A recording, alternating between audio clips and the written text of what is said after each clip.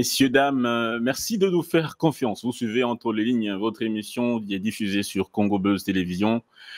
Eh bien, aujourd'hui, on va aborder toujours, comme d'habitude, des questions d'actualité. En premier lieu, vous le savez, la République démocratique du Congo vient de signer un accord de paix avec le Rwanda à Washington le 27 juin 2025. On va donc y revenir. On parlera des 65 ans d'indépendance. Vous le savez, dans quelques heures, ou dans quelques jours, plus précisément, la République démocratique du Congo va devoir célébrer 65 ans d'accession à la souveraineté nationale et internationale. Qu'est-ce que cela va représenter pour tout le peuple congolais?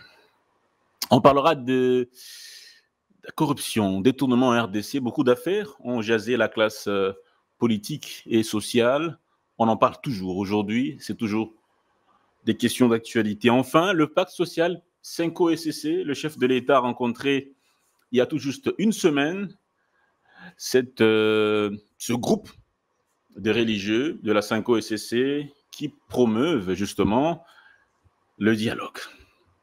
Merci à toutes et à tous de faire confiance à votre chaîne. Nous allons faire une émission à distance avec une personne qui n'est pas sur place, qui est au pays de l'oncle Sam, où l'accord a été signé. Nous avons en ligne docteur Marcel Eleou. Comment allez-vous, docteur? Ça va bien et merci pour m'avoir sur cette occasion.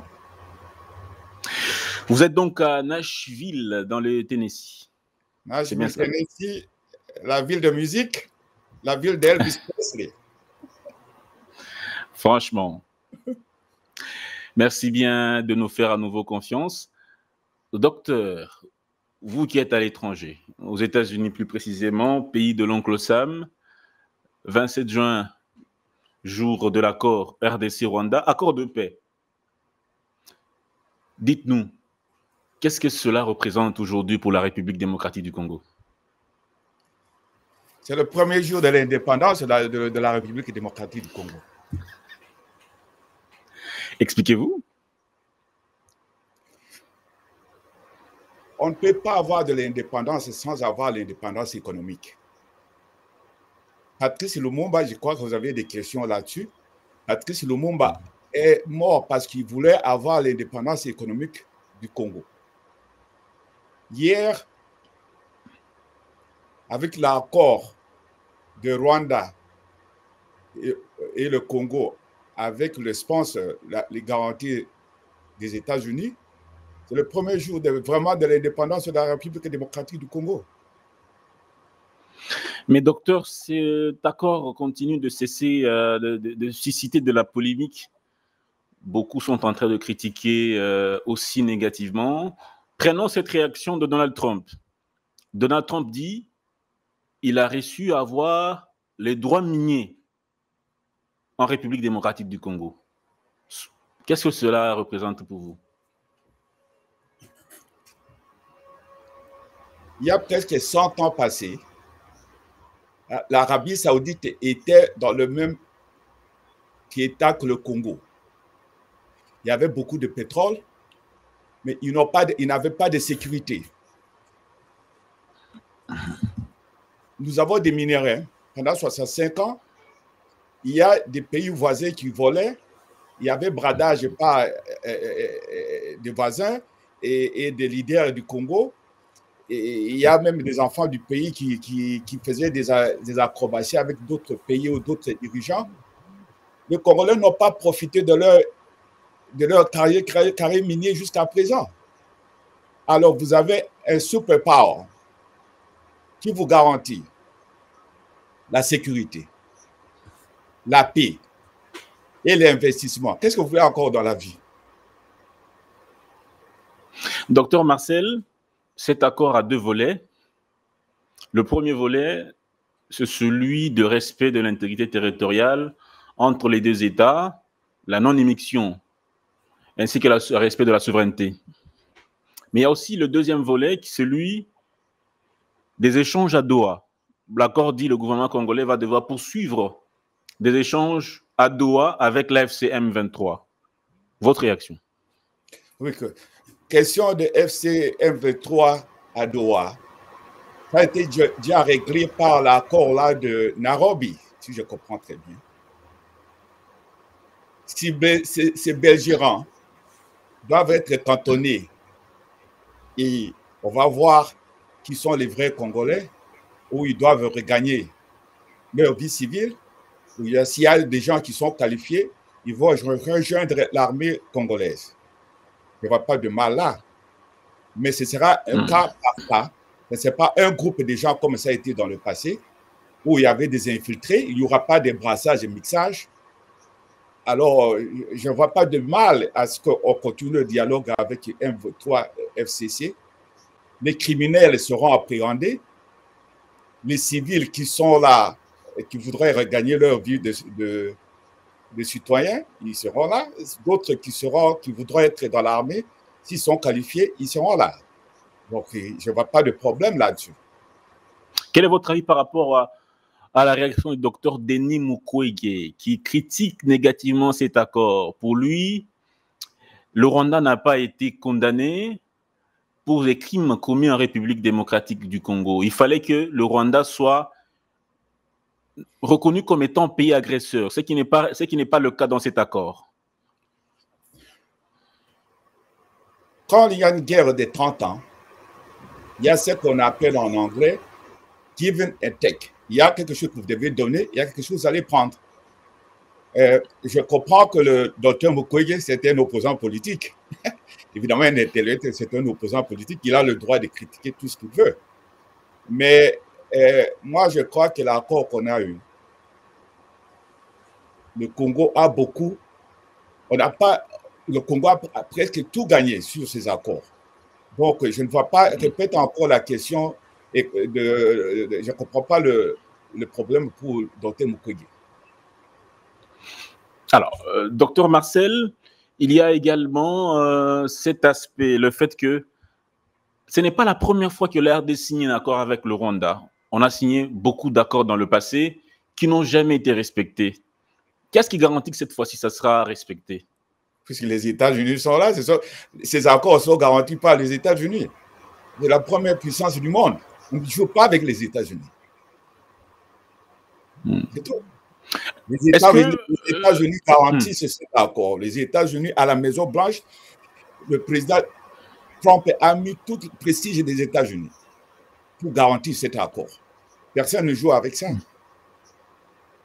Est-ce possible de cohabiter pacifiquement avec le Rwanda aujourd'hui?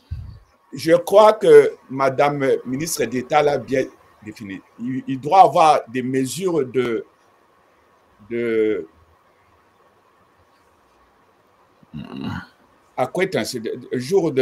mesures de relations petit à petit avec le Rwanda. On ne va pas faire confiance tout à coup, mais petit à petit, on va gagner confiance et on pourra peut-être vivre avec eux dans l'avenir, mais pas tout à coup. Ce sont des belligérants, ce sont des criminels et on va voir comment ces relations doivent se modifier. Le Rwanda doit changer son attitude et le fait qu'il continue à créer des guerres partout, ça doit changer à voir qu'il y aura une attente entre le Congo et le Rwanda. Ce ne sera pas automatiquement. Ça va prendre un peu de temps. D'accord. Mais quel peut être l'avenir des Congolais qui sont aujourd'hui accusés d'être des traîtres, des connivences avec le Rwanda? On parle de Joseph Kabila, Corneille Nangaa, Bertrand Bisimwa, Willy Ngoma, tous ces Congolais qui ont pris les armes. Comment régler leur affaire?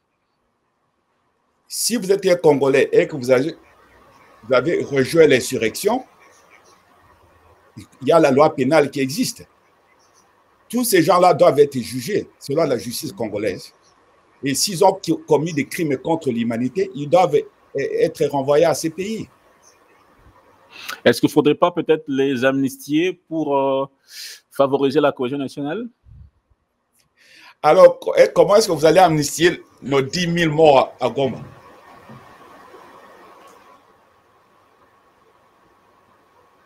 Nos 10 000 morts qui ont été massacrés délibérément. Ils doivent aussi être amnistiés.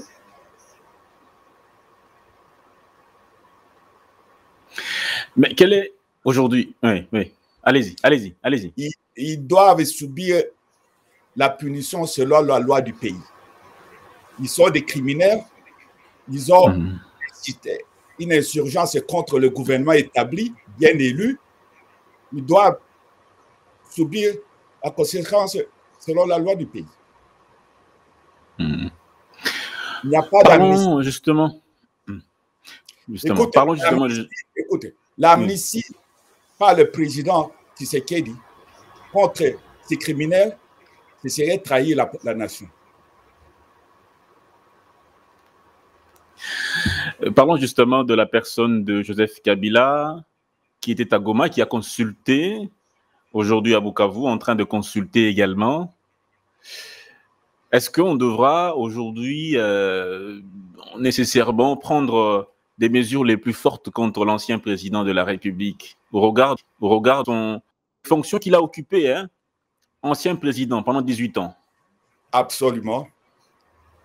Il a mené l'insurgence contre le pays qu'il a dirigé pendant 18 ans.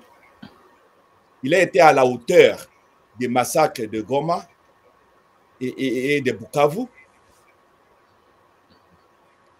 Il doit être jugé. Il doit revenir à Kinshasa au lieu de faire des acrobaties là. Il doit venir à Kinshasa, être jugé et subir les conséquences de ses actes. Mais je crois que le gouvernement congolais a été un peu lent. S'il ne veut pas venir à Kinshasa, il faut qu'il soit jugé en abstention et condamné en abstinence. Merci beaucoup, docteur Marcel. On se comprend bien? Oui, très bien.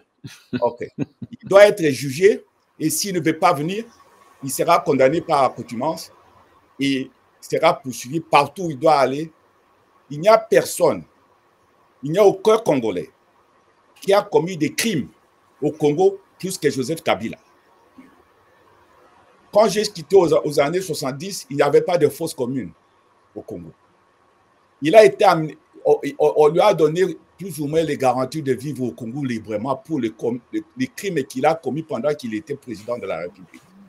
Mais tous les crimes qu'il a commis après qu'il soit président, ils doivent être jugés et il doit subir la force de la loi congolaise, si pas étrangère. Quel est son héritage aujourd'hui, 18 ans plus tard? Est-ce qu'il n'a fait que le mal? Oui. Ce monsieur n'a rien fait de bon. Et moi, non pas seulement que Kabila n'a rien fait de bon, mais j'accuse tous nos compatriotes qui ont travaillé avec lui comme des traîtres. Donnez-moi un exemple de ce que Kabila a fait du bon au Congo. Un exemple. Et je vais vous donner le contraire. Est-ce qu'il n'a pas laissé le pouvoir pacifiquement comme le tout premier président depuis l'accession du Congo à l'indépendance? Il a été forcé. Il n'a pas laissé le pouvoir. Il a été forcé par les États-Unis et d'autres pays. Vous avez vu son dernier voyage à Windstock, si je me rappelle. Il avait dit au président africain qu'il a horreur de dire au revoir, il sera de retour. Parce qu'il a été forcé. Ces crimes étaient énormes. Ces crimes, c'est au même rang que le roi Léopold II au 1800. Docteur, est-ce que vous êtes sûr? Parce que Léopold II est accusé d'avoir massacré au moins 10 millions de Congolais. Est-ce que Kabila a tué au moins 10 millions? Est-ce que c'est... Non, pas 10 millions. C'est du pareil au même. Pas 10 millions, mais il a tué beaucoup. Peut-être des centaines de milliers. Ce qui s'est passé là à Tamanassoa, ça des forces communes à Malouk, des forces communes partout au Congo. Écoute, c'était un criminel du premier ordre. Il ne doit pas être amnistié encore. Il doit venir à Kinshasa, être jugé. S'il est vraiment un homme, s'il se croit qu'il est leader, qu'il vienne à Kinshasa, qu'on ait un procès public, comme on l'a fait avec l'autre fois avec Cameroun, et que le peuple congolais juge. Alors, Kabila, c'est un homme qui, vous le dites, il n'a rien fait de bon. Mais la Rien. CENCO et les CC insistent pour qu'il y ait un dialogue inclusif, c'est-à-dire Kabila, Nanga, Katumbi, tous autour d'une table. Quelle pensez-vous de cela? Aujourd'hui où nous parlons, quel serait le rôle de pacte social? Écoutez, Félix Tshisekedi, avec les États-Unis, vous amène la paix, la sécurité et la prospérité. Qu'est-ce que ce pacte social de Sango va vous donner?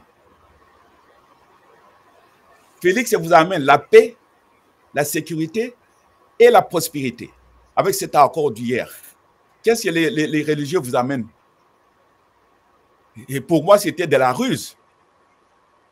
Et ils sont là, négocier avec nos ennemis, le Rwanda, l'Ouganda, le Kenya, et le Congo-Brazzaville et la France.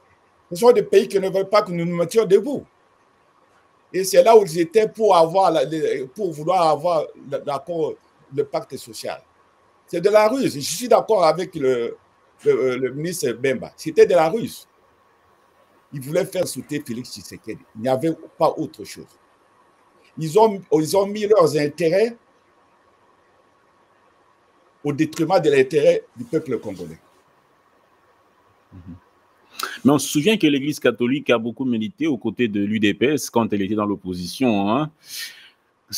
À l'époque du père Étienne Tshisekedi, même quand il y avait des marches à la fin du mandat du président Kabila, on se souvient que l'Église catholique était très dure envers le président Kabila à l'époque, où il parlait même, on va dire, hein, des médiocres.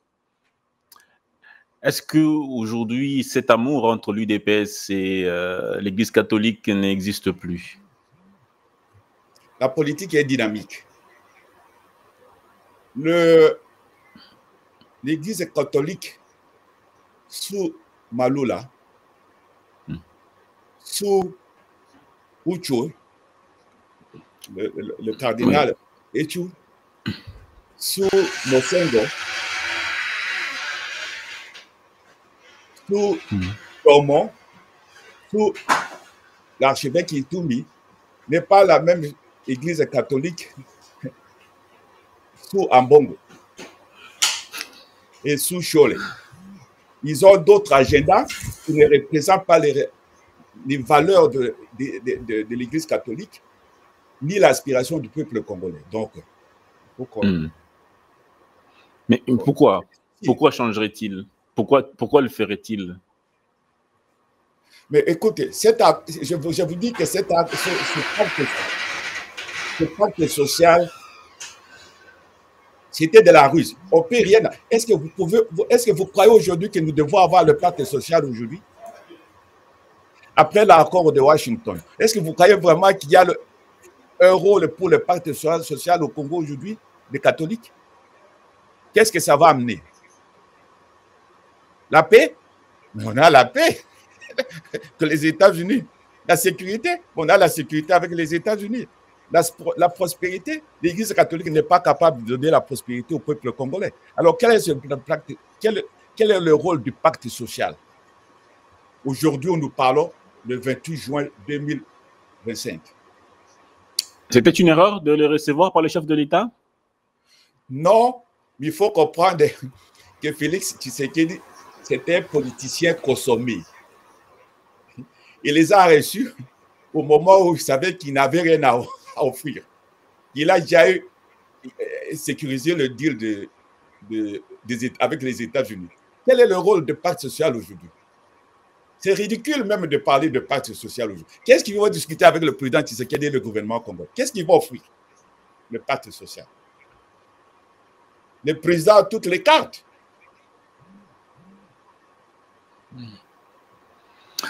Docteur Marcel, parlons justement des États-Unis d'Amérique, un pays réputé capitaliste, un capitalisme dur.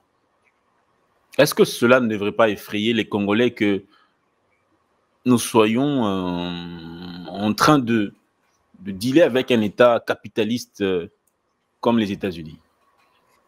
Moi, je suis venu du Congo, mais je suis capitaliste. Pourquoi le Congolais devrait être effrayé du capitalisme américain? Le capitalisme américain est bon, mais il faut suivre les règles. Moi, je suis capitaliste américain, mais je suis congolais aussi. Il faut jouer par les règles. Et je n'ai pas rien du mal. Deuxièmement, écoute-moi,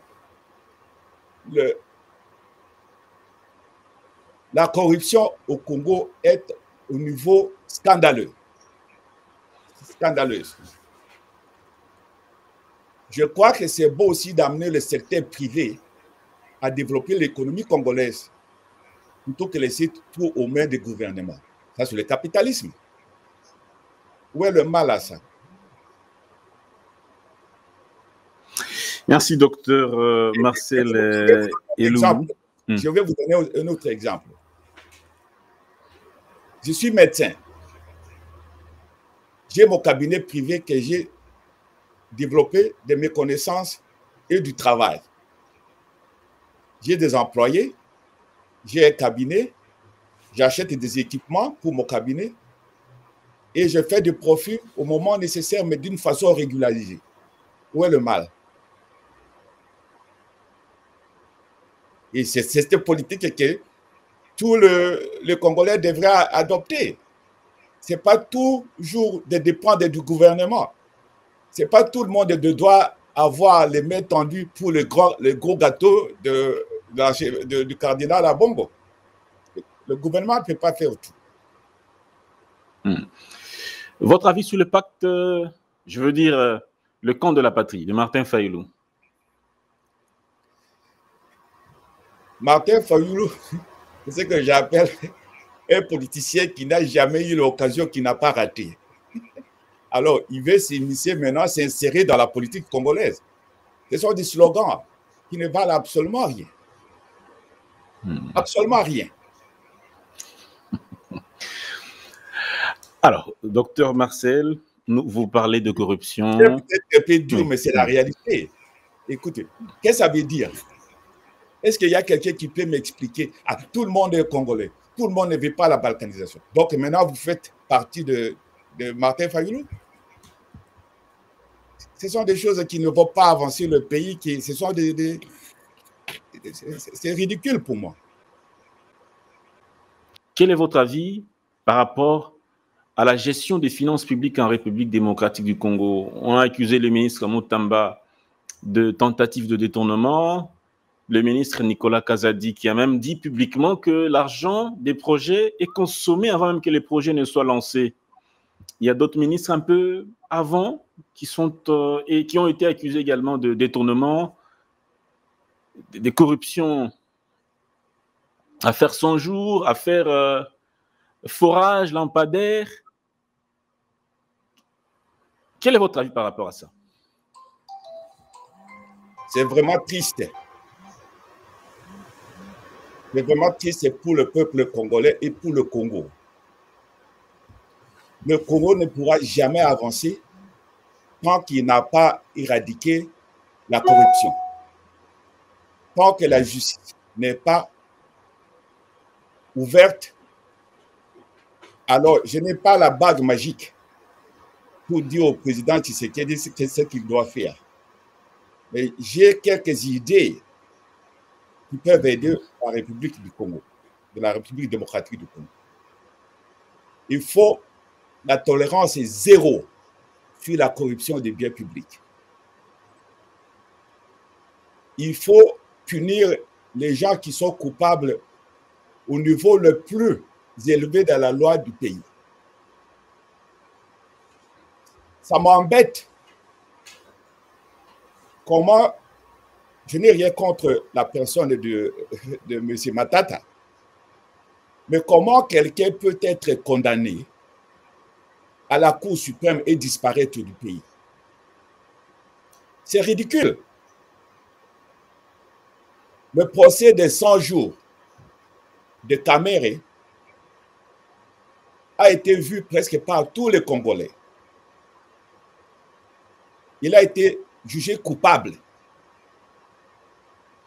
Il est sorti de prison par technicalité. Je ne sais pas comment et pourquoi il est sorti de prison.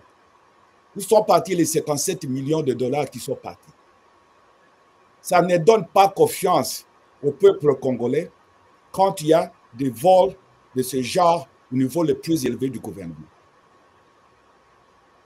C'est comme on dit en anglais, we have a long way to go. Le Congo a un long chemin à parcourir pour éradiquer la corruption. J'ai deux exemples personnels, mais je ne sais pas si on a le temps de parler de choses personnelles, donc je laisse. Mais ce sont des exemples typiques qui peuvent montrer à tout le monde que la justice congolaise ne fonctionne pas. Le président Tshisekedi a dit hier, puisque peut-être il y a beaucoup la pauvreté, et à cause de la pauvreté, peut-être quand on va élever le niveau de vie des gens, il y aura moins de vols et de corruption. Pas du tout. Il faut la tolérance zéro. Il faut que la loi s'impose pour que ce deal avec les Américains marche. Sinon, on va tout jeter dans l'eau. Les États-Unis ne vont pas tolérer une corruption pareille, comme ça existe aujourd'hui au Congo. Je vous dis ça. Et le président et tous les gens là qui ont les positions de responsabilité doivent me comprendre et m'écouter très bien. Ce que nous avons eu aujourd'hui, hier, c'était un cadeau de Dieu. Don't squander it. Il ne faut pas abuser. Le Congo a une opportunité de commencer tout de zéro. Moi, je crois que le problème de l'argent, il y a certains points qui doivent. Le mouvement d'argent. On a vu dans le procès de 100 jours que les gens transportaient, les Kamal transportaient de l'argent de la présidence dans des sacs. Il faut la numérisation, tout le mouvement d'argent. Le Congo, c'est un milieu fertile pour la mafia italienne. Si le Congo ne contrôle pas le mouvement d'argent. Moi, je crois que le gouvernement américain pourra aider le Congo pour que tout le monde ait une transparence sur les mouvements d'argent. Les juges au Congo sont les plus corrompus du monde. Si vous ne savez pas. J'ai eu affaire avec. Vous voulez que je vous donne un exemple? Oui, bien sûr. Allez-y. J'ai acheté un terrain à Maluku par les chefs coutumiers. Il paraissait que ce terrain,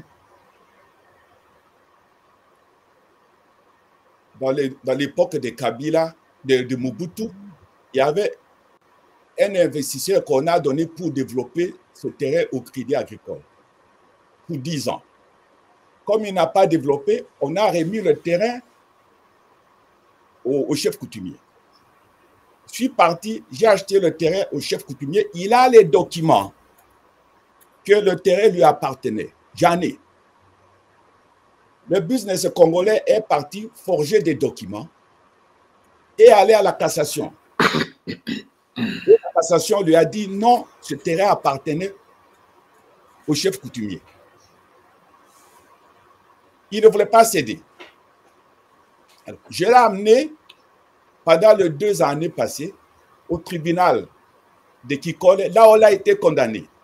Écoute-moi, on dit qu'il a été condamné sur le plan pénal, mais pas sur le plan civil. Donc, je ne peux pas avoir le terrain parce qu'il a été condamné sur le plan pénal et pas sur le plan civil. Je ne sais pas ce que ça veut dire. Et puis, je suis avec lui au tribunal pendant 1 année. Il y avait la plaidoirie. Et maintenant, 3 mois, les juges ne veulent pas discuter, ne veulent pas décider de ce cas. Ils veulent que moi, l'Américain, je vienne de discuter avec eux. Avant qu'ils... 3 mois. Et le même tribunal a condamné que le terrain ne lui appartenait pas. Il est parti à la cassation. On lui a refusé. Je suis avec lui au tribunal maintenant pendant presque 1 année et demie. Les juges ne veulent pas décider. Et le monsieur, il a mis des milices sur mon terrain pour garder le terrain. Ça, c'est l'anarchie. Comment un pays peut fonctionner de cette manière? Il a les milices au moment où nous parlons maintenant. Il a les milices. Alors moi, si moi je prenais les milices, moi aussi, comme lui, et nos milices ils se battent là. Tu vois, quand il n'y a pas de justice, les gens recourent à la violence. Alors, si c'est moi que l'on fait ça, alors qu'est-ce que vous croyez d'un petit Congolais là à Kinshasa? Je vais donner un autre exemple, très bref. J'ai acheté un autre terrain à Mwanda, pas de là où le président Tshisekedi a acheté. J'ai acheté d'un député de Mwanda. Il a les documents que le terrain lui appartenait. Le conservateur ne veut pas me donner le titre du terrain jusqu'à ce que je lui donne de l'argent. J'ai refusé. Et aujourd'hui, au moment où nous parlons, l'avocat du chef coutumier est parti à la cour de cassation du Bas-Congo, de Matadi, pour demander au juge de forcer le monsieur là, le conservateur là, demander de me donner le titre de ce que j'ai acheté légalement. Non pas seulement ça, il a pris l'argent pour me donner le titre, mais il refuse de me donner le titre. Je suis venu là à Kinshasa l'année passée. J'ai vu le chef du cabinet du ministère des Affaires foncières. Il a dit que le conservateur là devrait obéir à la loi de la Cour de cassation de Matadi. Il refuse. Ça, c'est quoi ça? Ça, c'est de l'anarchie. Alors, quel investisseur américain va venir là passer 2 ans, comme moi, 3 ans, dans des conditions pareilles? Je ne connais aucun investisseur américain. Pendant qu'ils ont des moyens d'investir ailleurs, et j'ai acheté ce terrain-là, c'est pour faire un centre de resort pour que les Congolais en profitent. Mais dans les 2 cas, ils me bloquent. Où est la justice? Alors, j'ai compris le système au Congo. Même si vous avez gagné le cas, les juges ne décident pas. Ils attendent à ce que tu viennes leur donner de l'argent pour qu'ils décident. J'ai mon cousin là, à Yolo. Leur papa leur a donné la maison. Et il y a un oncle qui voulait avoir la maison que le papa leur a donnée. Ils sont partis au tribunal. Et vous savez ce qu'il m'a dit il y a un mois passé? Ils ont gagné le procès. Mais le juge ne voulait pas donner. Il dit que Bisopi il faut tout liam. Que nous aussi, nous devons aussi manger. Et ils ont donné $800 au juge pour qu'il puisse avoir le papier que le terrain leur appartient. Et ils avaient les documents avant. Ça, c'est au niveau le plus élevé. Et je voudrais regarder là où il y a le problème. La richesse aux États-Unis, ce n'est pas Bill Gates ou qui crée la richesse. Ceux qui créent la richesse aux États-Unis, c'est la classe moyenne.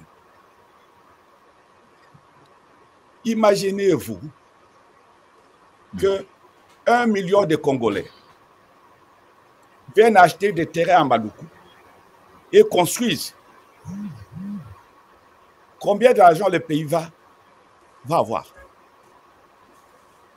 Et si ça peut se reproduire chaque année, tous les Congolais veulent prendre, qui ont plus ou moins réussi leur vie, ils veulent revenir au Congo, passer leur temps de vieillesse. Mais la tracasserie là, la justice qui n'existe pas, c'est horrible. Alors, je ne sais pas si le président Tshisekedi connaît ça. Il n'y a pas de justice au Congo. Et vous avez soulevé les questions de Mutamba. Je n'ai pas toutes les informations. Mais déplacer de l'argent du gouvernement, c'était un problème administratif qui devait être jugé par le Premier ministre, le président, s'il veut le garder ou pas.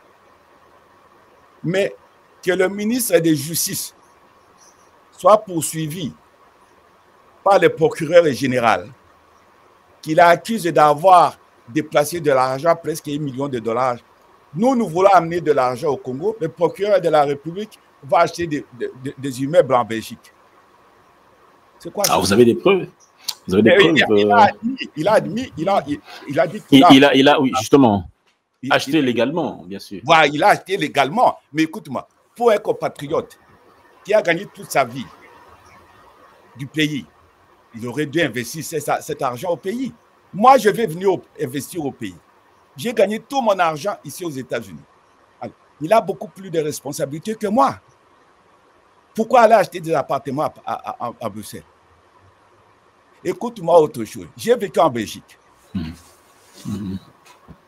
Tous les anciens de Mobutu avaient des villas à Rode-Saint-Genève. C'était un quartier chic là, en Belgique, à Bruxelles. Tous, presque tous ont perdu leur maison. Ils ne comprennent pas comment payer les impôts et tout ça. Et ce sont leurs voisins qui sont venus acheter ces maisons aux achats, aux enchères. Mais c'est de la folie ce que les Congolais font. Et le président Tshisekedi connaît ces gens-là qui sont les Congolais qui ont acheté des maisons à Rode-Saint-Genève. Ils ont tout perdu. Tous. Les Sambois, tous, Mobutu lui aussi. On a arraché ça. Alors, pourquoi pas investir dans votre pays et donner du travail à vos compatriotes? Et surtout quand vous avez des positions de responsabilité. Je ne dis pas qu'ils ont volé, mais ce qu'on a, it smell bad. Ça a une mauvaise odeur. Et qui ne donne pas la confiance ni au peuple, ni aux étrangers qui voudront venir investir au pays. La justice congolaise, c'est le problème. Et je ne vous dis pas ça. C'est partout. Et je suis venu là pour me plaindre au département des conservateurs à Kinshasa sur ce qui s'est passé pour moi à Mwanda. Et on m'a appris que certains de ces conservateurs-là, ça c'est vrai, que ce monsieur c'était un cardiologue américain, mais il ne veut pas partager avec nous. Depuis quand le capitalisme américain partage ses richesses, ses avoirs avec le monde entier? Vous me comprenez, Dan? Allô? Je comprends, docteur. Ils disent que ce monsieur, c'était un capitaliste américain. On ne va pas l'aider. Il a de l'argent, mais il ne veut pas partager. Ce sont des retardés. Depuis quand un capitaliste américain va partager son argent avec vous? Ça ne se fait pas. C'est ce qui se passe dans votre pays. Donc, j'ai pitié du président Tshisekedi. J'étais parmi les seuls Congolais qui ont donné la prophétie que le président Tshisekedi a une mission prophétique. Et c'est vrai ce qu'on a vu aussi. Et il y a des gens, j'ai vu, c'était un nationaliste qui a été béni par l'Éternel pour libérer le peuple congolais. Mais le peuple congolais aussi doit l'aider et changer leur mentalité de vivre. Surtout les autorités. Et je ne suis pas d'accord avec ce que Moutamba a fait. Et c'est un jeune, et je crois qu'il a commis des erreurs, il doit le reconnaître lui-même, mais je ne crois pas qu'il devait être crucifié. Et ce même Parlement, avec Kamere, qui était en train de défendre Matata, qui sont partis en guerre avec la Cour suprême, puisqu'ils voulaient condamner Matata. C'est quoi ça? Hein? Alors maintenant, tu vois ce que... c'est le ministre de la Justice, je ne connais pas la constitution congolaise, mais la ministre de la Justice, elle garde des sceaux. Alors, puisqu'il commet une erreur matérielle, qui n'a pas volé, il doit perdre sa position. Là, ce n'est pas normal. C'est comme s'il y a des gens qui lui en veulent. Je ne sais, je n'ai pas toutes les évidences, mais c'est tout un problème quand quelqu'un s'en mêle contre la justice, ils sont tous après vous. Tu vois, c'est la mafia qui existe là, dans le système judiciaire congolais. C'est de la mafia. Docteur Marcel, merci bien. Mais comment arrêter ça? En 2 mots. Il faut que le gouvernement congolais sache le mouvement d'argent, numérisation, tout d'une façon électronique. Aux États-Unis, si je vais prendre des $10 000 dans le compte aujourd'hui, le FBI le sait. Il faut la numération des mouvements d'argent. Deuxièmement, le gouvernement congolais a besoin de 1 million des espions dans tous les bureaux pour voir les gens qui abusent dans tous les tribunaux, dans tous les offices du gouvernement, des informateurs, qui sont des gens qui peuvent dire au gouvernement les gens qui volent. Et je crois qu'avec le deal des Américains, le FBI qui va venir là va aider bien beaucoup le gouvernement congolais. Mais il faut aussi que la justice impose que quand on vous attrape avec le vol de biens, vous êtes en prison, pas à Makala. Il faut aller à Bandaka, dans une île entourée de crocodiles, et vous ne sortez pas de là jusqu'à 5 ans. Il faut que la justice s'impose d'une façon ferme. C'est comme ça qu'on peut redresser.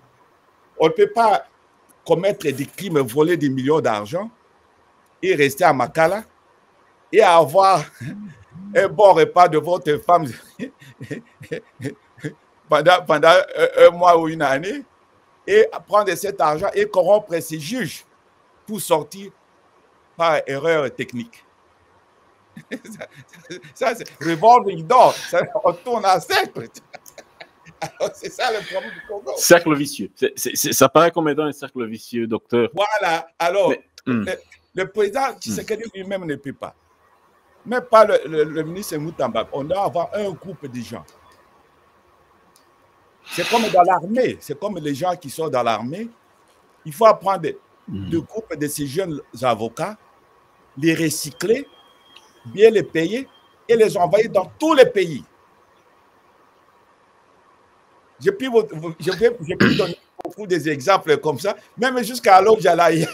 C'est la dépendance. Il y a la corruption. Voilà. Voilà. Vas-y. Docteur Marcel, on parlait justement de l'indépendance, 65 ans d'indépendance, c'est dans quelques jours, c'est le 30 juin, dans quelques heures d'ailleurs. Alors, docteur, parlons en marge de cette indépendance de l'éducation, le système éducatif national. 60 ans après, 65 ans après, comment est-il et comment devrait-on l'orienter? Quand j'ai quitté Kinshasa, moi j'ai étudié à l'intérieur. Hein. On prenait les examens d'État. Et c'était au niveau national. Et ceux qui passaient des examens d'État avec un score élevé, comme moi, il y a d'autres que moi qui ont reçu le bourse de marché commun pour aller en Belgique. Et que le niveau était au même niveau que j'ai beaucoup d'amis qui ont terminé à Louvain et ailleurs. C'était au même niveau que le niveau de Belgique. Maintenant, quand je vois les étudiants congolais, presque tous, ils passent les examens d'État avec 50%. 55%. Et quand ils arrivent en Belgique, ils ne sont même pas admis dans des universités. Le niveau est trop bas. Moi, je crois que il faut payer bien les enseignants. Au lieu de payer les députés 21 000 $, autant payer les députés 2 000 ou 3 000 $ par mois. Ça commence. Puisque les enseignants, c'est la base d'une société. Deuxièmement, j'essaie de construire une bibliothèque au Sancourt, à la même école que Patrice Lumumba a étudié à l'école primaire. Oui, j'essaie pendant plusieurs années, j'essaie, on me vole de l'argent par-ci, par-là, toujours. Mais je persiste et je continue. Je crois que chaque école devrait avoir des ordinateurs, des professeurs compétents. C'est comme ça qu'ils peuvent, en commençant de l'école primaire, c'est ce qu'on appelle ici en anglais digital divide. Si vous ne savez pas utiliser l'ordinateur, vous êtes foutu pour un enfant. Moi, j'ai pu m'en passer, mais pas les enfants qui terminent maintenant. Comment est-ce qu'ils vont faire compétition aux États-Unis? Donc, tu vois, il faut que l'éducation de base commence dès l'école primaire. Allô? Vous m'entendez? D'accord, docteur. Il faut que l'éducation de base commence dès l'école primaire. Oui. Ma fille, oui. Ma fille venait d'avoir une maîtrise à Stanford University. L'université, c'est au niveau de Harvard. Et elle m'a dit, ce qui était plus important, c'est l'éducation de base qu'elle a eue d'ici de Nashville, de l'école primaire. Et les études à Yale ont été publiées que si vous voulez former un enfant sur le plan éducatif, il faut commencer par l'école primaire. Il a dit qu'il ne faut pas laisser les 2 premières années de l'école primaire. Donc, tu vois, le gouvernement doit faire un effort pour commencer à encadrer les enfants. Pas à l'université, vous êtes perdus. Les enfants au niveau de l'école primaire. Si vous avez un enfant et que vous ne voyez pas, vous ne trouvez pas l'évolution de ses yeux à l'école, vous êtes perdu. C'est ça. Docteur, d'accord, 65 ans après, le Congo est en train de connaître un chômage, on va le dire, pandémique. Hein. Presque toutes les catégories sociales sont touchées par le chômage, les jeunes, les vieux, toutes les personnes en âge de travailler. Le chômage est vraiment, les taux sont vraiment alarmants. Mais comment stimuler l'investissement privé dans ce contexte, docteur? Oui. Je vais dire un mot très important sur l'éducation et puis je vais revenir à votre question là. Oui. Comme je disais, l'éducation, ça doit être l'éducation de base. Mais aussi, le gouvernement congolais devrait orienter les enfants vers les sciences. Tu vois, le plus riche du monde maintenant aux États-Unis, ce sont des scientifiques, des gens qui sont capables de concevoir les choses. Et les États-Unis sont en train de faire la compétition avec le Japon sur les maths, la physique, la chimie, tout ça. C'est ce qui amène l'innovation aux enfants et au pays. Et dans l'avenir, le pays peut en tirer profit. Alors, pose-moi encore la question, répète la question que vous venez de poser là. Je voulais mettre ce point-là. La science, c'est l'avenir du pays. Alors, quelle est votre question encore, Dan? Est-ce que le système éducatif congolais peut-il créer les entrepreneurs actuellement? Oui et non. Quand j'étais à Kinshasa, je suis resté à Kinshasa peut-être 6 mois, 6 mois, une année avant de venir en Belgique. Et j'avais mon oncle était à Kinshasa depuis 1955. À un certain moment, à l'époque, il était aussi le compagnon de Patrice Lumumba. Et à 60, il était directeur de Safricas, la société Safricas là de Kinshasa. Et il disait, écoute, ce n'est pas tout le monde qui doit aller à l'université.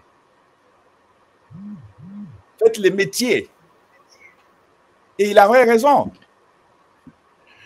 J'ai vu un cousin récemment, je suis parti en France au mariage de ma fille. Il y a un cousin qui s'est réparé les voitures. Il a travaillé dans la compagnie des Peugeot, tout ça en France. J'ai dit, mais écoute, au lieu de rester assis en France, va au Congo et ouvrir une boîte privée. Tu vas faire beaucoup d'argent, tu peux même devenir millionnaire. Il ne comprend rien. Ce n'est pas pour réussir dans la vie, ce n'est pas seulement que vous devez faire des études universitaires, avoir des diplômes et tout ça. Non. Alors, vous avez parlé des questions de chômage. Le chômage, oui, docteur. Oui, oui. J'ai une solution pour le chômage au Congo. Mais ce n'est pas si les gens me prennent au sérieux. Tout le monde qui n'a pas du travail doit aller dans l'agriculture. Mais il faut apprendre. Non. On ne va pas dans l'agriculture sans connaissance. Non, écoute-moi. Mon papa était un évangéliste à Lodja. Chaque été, il ne gagnait pas beaucoup d'argent. Nous devons aller faire des champs du riz pour nous faire nourrir. Tous les Batetel qui tu vois là à Kinshasa, avec Français Amilaï, tous, ils savent, ils ont fait des champs. Tous. Il n'y a pas d'industrie au Sankuru. Si vous ne faites pas du champ, si vos parents ne font pas du champ, vous n'allez pas manger. Donc, ce n'est pas seulement au Sankuru. J'ai vécu un peu aussi à Kananga et au Kasaï. Les gens savent faire du champ. Il faut leur adapter, leur apprendre de nouvelles techniques d'irrigation. On n'a même pas besoin d'irrigation au Congo. Puisqu'il pleut presque chaque 6 mois. Et tout le monde sait faire du champ. Mais ça peut être sponsored, ça peut être par le gouvernement à une échelle nationale. Et ça va diminuer le chômage. Tout le monde qui n'a pas de travail à Kinshasa, ils doivent rentrer faire des champs et payer les impôts pour le gouvernement. Donc le gouvernement peut prendre cet argent qu'il va avoir des Américains, des milliards de dollars de minéraux, et investir dans l'agriculture, le chemin et tout ça. J'ai vu le vice-président Bemba à la télévision qui disait comment le gouvernement congolais a donné à chaque diocèse 1 million de dollars. Mais pour moi, oui. Ils auraient dû acheter des tracteurs, donner des terrains à tous ces religieux dans tous ces diocèses, puisqu'ils ont les capacités d'avoir leurs adeptes. Travailler les champs. Et non pas seulement ça. Tu vois, quand vous donnez un investissement d'1 million, mais que ça doit avoir de retour? Absolument rien.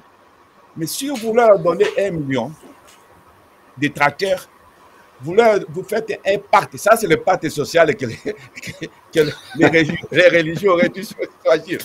Un pacte social, avoir des terrains par le gouvernement, avoir des tracteurs et payer les employés qu'ils ont dans leur diocèse pour travailler les champs. Et le gouvernement a eu un projet pareil avec Bukangalonzo. C'était un projet pilote, oui. Mais l'argent était dilapidé. Oui, mais écoute, Matata Pogna a pris la moitié de l'argent. Je ne peux pas le dire. mais les religieux ne vont pas prendre, les religieux, je ne suis pas, ils ne vont pas prendre. Si vous prenez $1 million des tracteurs et que vous donnez à Lodja, au Sankuru, avec l'évêque Djomo, vous aurez des choses. C'est pas tout le monde qui va voler comme une matata. Ça, c'est hygomaniaque.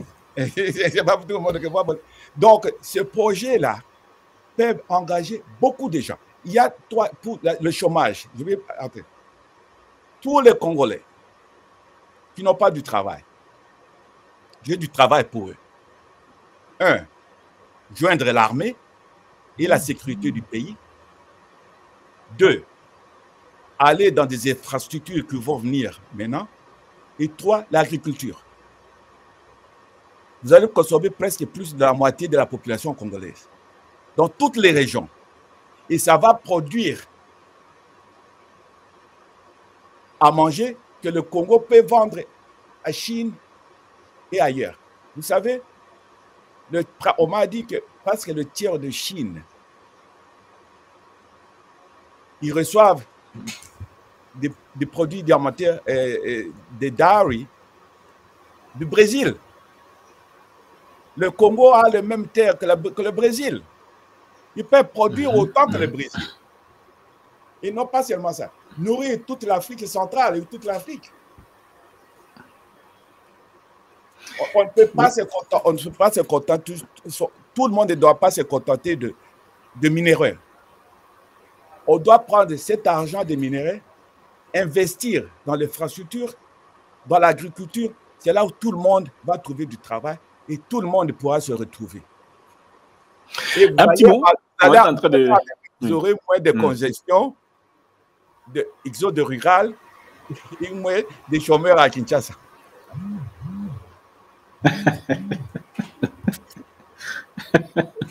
Docteur, un petit mot. C'est le programme que le gouvernement devait adopter.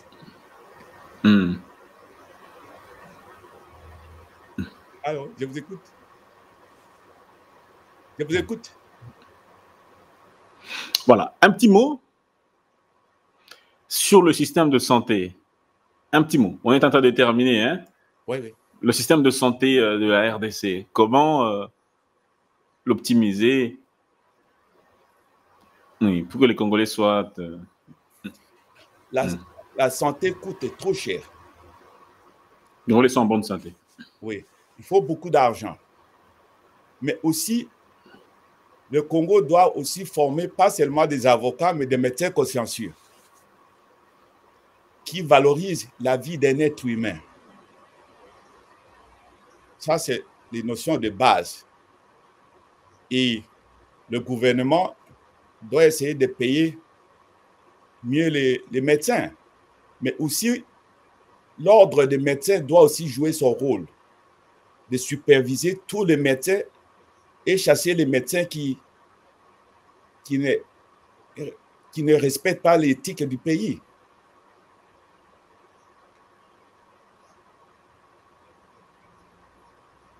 Allô? Allô, Dan? Vous avez compris? Oui, je vous suis. Oui, je vous suis. C'est ça, écoute, Docteur, il faut payer les bien sûr. Il faut payer les médecins. Il faut que l'ordre des médecins se développe pour voir des abus et corriger ça. Et c'est ça. Dernière question pour finir. La plus grande actualité aujourd'hui, c'est la signature de l'accord RDC-Rwanda à Washington aux États-Unis. Dernière question peut-être pour finir. Hein. Je sais que vous êtes très occupé. On ne va pas prendre tout votre temps. Alors, parlons-nous de cet accord ou de l'implication de la loi Bakajika en rapport avec cet accord. Ok. J'ai noté hier ce que cet accord voudrait dire. C'est que, il faut le respect des accords de paix entre le Rwanda et le Congo. 2, il faut le retour des réfugiés qui ont été déplacés. 3, c'est le Rwanda. Il faut neutraliser les FDLR qui n'existaient pas, mais pour le Rwanda, ce sont des fantômes qui doivent être éradiqués du Congo.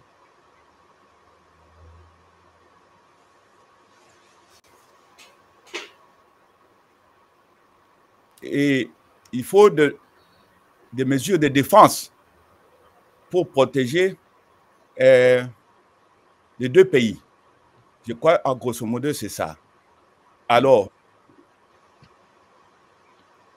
depuis 1960, cet accord, c'est la meilleure chose qui est arrivée au Congo et au peuple congolais. Qu'on ne vous trompe pas. Cet accord, c'est la nouvelle indépendance de la République démocratique du Congo. Mais, comme il y a des gens qui ont conçu je ne sais pas si Adams ou quelqu'un qui a conçu la Constitution américaine, il dit, la République des États-Unis, je vous la donne. Il faut la préserver.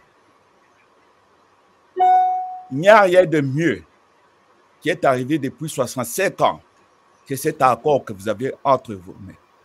Mais il faut préserver. Comment préserver? Il faut que la justice soit intégrée dans toute la société du Congo. 2, il faut éradiquer la corruption. 4, il faut que la loi s'impose pour éradiquer la corruption. Sans cela, on risque de regretter. Sur la loi Bakajika, quand j'ai quitté le Congo, oui, je n'ai pas laissé des carrières miniers aux entrepreneurs et aux étrangers qui viennent dire ça c'est mon carré minier. On m'a dit que Nanga a pris les armes puisque le gouvernement congolais lui a pris les carrés miniers. Le sol et le sous-sol congolais appartient à l'État. Que Katoumi, oui, Kabila, Nanga, pas de carré minier. Tout doit revenir à l'État. Et c'est avec ça, cet argent que le gouvernement pourrait prendre et donner du travail et distribuer à la reconstruction du pays. Pas question de carré minier. Non, pas seulement ça. Vous avez vu le vieux là au Basanjo, partout. Ou bien Tambombeki, en Afrique du Sud. Tous ces gens-là, ces pays africains, c'est plus qu'ils ont des intérêts sur les miniers, où Kabila leur a donné des carrés miniers. C'est pourquoi ils sont là pour se battre jour et nuit. Ils ne veulent pas que le Congolais se mette debout. C'est ça. Comment on nous massacrait là, des millions. Mais où étaient les pays africains et l'Union africaine? Ils étaient tous bouche cousue, puisqu'ils avaient des intérêts au Congo. Ils disent que l'Union africaine, il n'y a rien de bon dans cette Union africaine. Ce sont des espions de la France. Moustapha, le président là qui a quitté là de l'Union africaine. J'ai mon ami ici à Nashville qui était ambassadrice de l'Union africaine à Washington, qui a quitté la France. Il a limogé Moustapha là. Donc l'Union africaine. Moussa Faki. Hein? Pardon? Moussa Faki. Moussa Faki. Oui, mais c'était un espion français, ce monsieur-là. Si vous ne savez pas. J'ai été content de voir que les Congolais ne voulaient pas qu'il assiste là à Dar es Salaam. C'est un espion qui ne voulait pas. Tous ces pays voisins ne veulent pas que le Congo soit debout. Alors maintenant, nous avons une occasion avec Super Power, les États-Unis, qui vont garantir la sécurité. Et c'est à nous maintenant de travailler à l'intérieur pour éradiquer les choses que j'avais dit, les vices que j'avais dit, la corruption, la justice. Et dans 10 ans, si nous faisons ça, le Congo sera un pays émergent. Et tous ces pays africains viendront là pour vouloir devenir ou des Congolais, surtout ces gens-là qui aiment le Congo, mais pas les Congolais. Tu vois? Donc c'est ça. Nous devons travailler de l'intérieur. Tout le monde doit avoir un esprit consciencieux. Aider le président. Le président Tshisekedi, c'était un don de Dieu au peuple congolais. C'est la grâce de l'Éternel au peuple congolais. Son mandat s'arrête déjà. Hein? Son mandat s'arrête en 2028. Oui, mais ça va, écoute-moi, ça va. Le mandat, ça va. Nous devons discuter de la Constitution. Tu vois, quand on parle de pacte social maintenant, le pacte social maintenant et tous les mouvements là de Fayoulou, tout ça, tous ces gens devraient converger leurs efforts pour voir ce qu'il faut changer dans la Constitution du Congo. La Constitution là, c'est un albatros. Donc, il faut changer la Constitution. Donc, le pacte social doit maintenant se transformer en un pacte pour voir quels sont les articles qu'on doit changer dans la Constitution, ou bien changer carrément. Voilà, docteur, on a fait plus d'1 heure. On va vous libérer. Hein? Okay. Merci. J'espère que je vous ai donné certaines idées pour que le leadership congolais puisse réfléchir et aller vers l'avant sur tous les plans. Bonne fête. Il y a un autre point que je voulais dire avant que qu'on quitte. Allez-y. Le Congo nous appartient, mais le Congo aussi appartient au monde. Donc, la géniosité de Félix Tshisekedi et de Madame Wagner. Thérèse Wagner. C'est qu'ils ont pu travailler avec le monde sans être menaçants. Et ça a réussi. C'est que vous ne savez pas. Le monde investit au Congo même sans que vous le saviez. Le monde entier. Et c'était une des raisons qu'on a assassiné Patrice Lumumba. Le monde investit tout l'argent dans les Wall Street, dans les mutuelles. Et ces mutuelles-là, ça dépend des endroits où le monde croit qu'il peut faire de l'argent. Par exemple, maintenant, il y a le cobalt, il y a le coltan, et les gens vont mettre dans les bourses là où ils peuvent avoir des revenus. Donc, vous croyez que le Congo nous appartient seul, mais tous les gens là regardent là quel est le taux de cobalt, quel est le taux de coltan, comment font les... Et ils investissent ça. Donc, tu vois, c'est bon pour nous, mais nous devons essayer de comprendre le monde dans lequel nous vivons et accepter de partager ce qu'on a avec le monde. Tout à fait, docteur Marcel Elou, depuis Nashville, en Tennessee, aux États-Unis d'Amérique. Merci beaucoup, docteur. Merci et bonne fête d'indépendance. Le 27 juin, bien sûr. Bientôt, je veux dire. bientôt. Et à mes compatriotes, bonne chance, bon courage. Oui. Et vous avez eu de la chance d'avoir un leader comme le président Tshisekedi, qui est né d'une famille politique et qui comprend la justice de la politique. Il a juste besoin d'être encadré par des bons conseillers. Il sera bon. Tout à fait. Merci beaucoup, docteur Marcel Elou, d'avoir été des nôtres pendant plus d'1 heure depuis les États-Unis d'Amérique. Merci de m'avoir eu et bonne chance encore. Bonne fête d'indépendance. Merci beaucoup. Merci beaucoup à l'équipe technique également qui nous a aidés à pouvoir réaliser cette émission. Le directeur technique de Congo Buzz, M. Omoforti Selika. Merci également à toute l'équipe qui l'accompagne. Portez-vous bien. Au revoir.